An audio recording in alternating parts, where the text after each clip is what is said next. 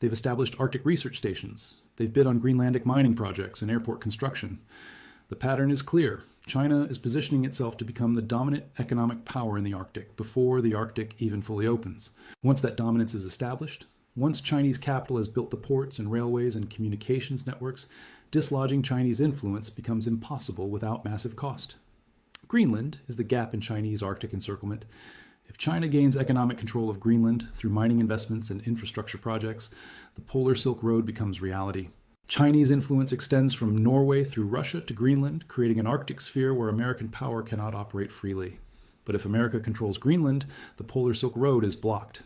Chinese ships using the northern sea route must pass through American-controlled waters. Chinese rare earth dominance faces competition from American-controlled Greenlandic deposits. Chinese Arctic research must operate knowing American military bases are monitoring everything. This is the real reason Trump's statements about Greenland aren't random impulses. They are the public expression of a strategic consensus that has been building in Pentagon and State Department for years. Greenland is the cork in the bottle of Chinese Arctic expansion. Now let's talk about the economic justification, because this is where the math becomes undeniable. Every analysis of Greenland acquisition focuses on the cost. How much would America pay Denmark? $100 billion? $200 billion? Seems expensive, but that's the wrong framework. The question isn't cost. It's return on investment over 50 years. And when you calculate the real value, Greenland might be the single best strategic investment America could make. Start with the minerals.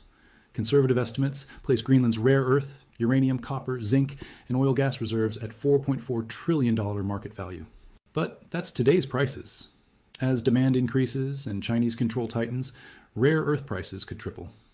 Adjusted value, $10 trillion. Arctic shipping control generates annual revenue through port fees, refueling stations, and maritime service industries.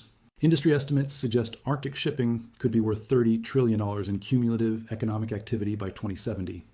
American control of key infrastructure could capture 10 to 20% of that value. Call it $5 trillion conservatively. Military positioning saves money on defense infrastructure that would otherwise need to be built elsewhere. Early warning systems, Arctic bases, forward operating capability, all currently dependent on agreements and overseas deployments that cost tens of billions annually. Owning Greenland eliminates those ongoing costs. Present value over 50 years, $2 trillion. Strategic leverage over China and Russia through rare earth supply and Arctic shipping control is impossible to quantify precisely. But defense analysts estimate it's worth at least $5 trillion in avoided military spending, favorable trade terms, and reduced risk of conflict. Added up, $10 trillion in minerals, $5 trillion in shipping control, $2 trillion in military infrastructure savings, $5 trillion in strategic leverage, total value $22 trillion minimum. And I haven't even included the value of preventing Chinese Arctic dominance, which is genuinely incalculable. Even at $200 billion purchase price, America would be paying less than 1% of the strategic value. This is not an expense. This is the investment opportunity of the century. But here's the brutal reality that nobody in polite diplomatic circles wants to acknowledge. Denmark cannot develop Greenland's potential. They lack the capital. They lack the strategic vision. They lack the military power to secure it against great power competition. And most importantly, they lack the political will to override environmental concerns and Greenlandic resistance for strategic necessity. Denmark's plan for Greenland is essentially to maintain the status quo indefinitely. Annual subsidies, keeping the population stable. Minimal development to avoid environmental impact. Gradual movement toward independence on a timeline measured in decades. This plan is completely inadequate for the strategic realities of 2025-2050. The Arctic is opening now. Chinese rare earth dominance is now. Russian militarization of their Arctic coast is now. The strategic competition that will define the 21st century is happening now, and Greenland sits at the center of it, undeveloped and vulnerable. America cannot accept this situation, not because of imperial ambition, because every year of delay is a year China consolidates rare earth dominance, a year Russia strengthens Arctic positioning, a year that strategic value transfers to adversaries by default.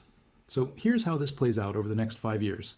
And I am going to be specific about the mechanisms, because they're already visible if you know where to look. Phase 1 is economic pressure. We're already seeing this. Tariff threats against Denmark, trade negotiations where Greenland access becomes a condition for favorable terms,